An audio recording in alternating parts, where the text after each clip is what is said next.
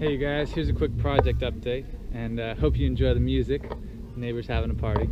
So this area back here was full of, it was a pretty wild space, full of trees and brush and mulberry trees mainly, some oak, some hackberry. You can see where I cut them down. So I cut here, some bigger trees, some smaller trees, and right up there at the top of the ladder I cut a major branch that was coming this way. So all of that was to get light for this space right here, and this is going to be a pawpaw patch. So I got these 3 pawpaw trees that I bartered for. They're not strong at all, they're just a nursery stock that was on its way out, and so they're going to be planted in this space. These are the placement holes for my 3 pawpaws, and what I'm going to do is I'm going to plant them pretty high. So those are the pots, and this is only about 6 inches deep. I'm just going to make sure no leaves are in there, that's no good, but they're going to be about 4 to 6 inches higher, and that's just because of how deep I mulch and how fast I build soil. I have this trench that was already here that has just kind of filled in, and it went that way.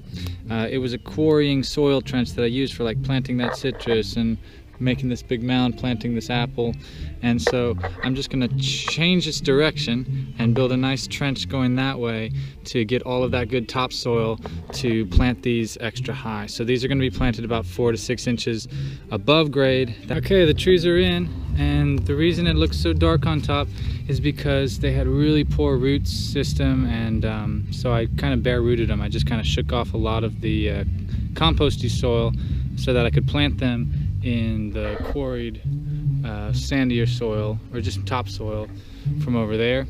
And so then I just put whatever was left back on top to act as the compost layer, as the mulch layer, to kind of align it more with nature and keep it from sinking as far, because you guys know probably as the compost in the pot breaks down, your tree sinks down. So you can see they're good 4 to 6 inches higher, and they're mainly in this nice quarried topsoil from over here. And it had a good mix. So the soil on my site is varied. It has a lot of construction fill in places, which is not a bad thing. It's like bank sand fill.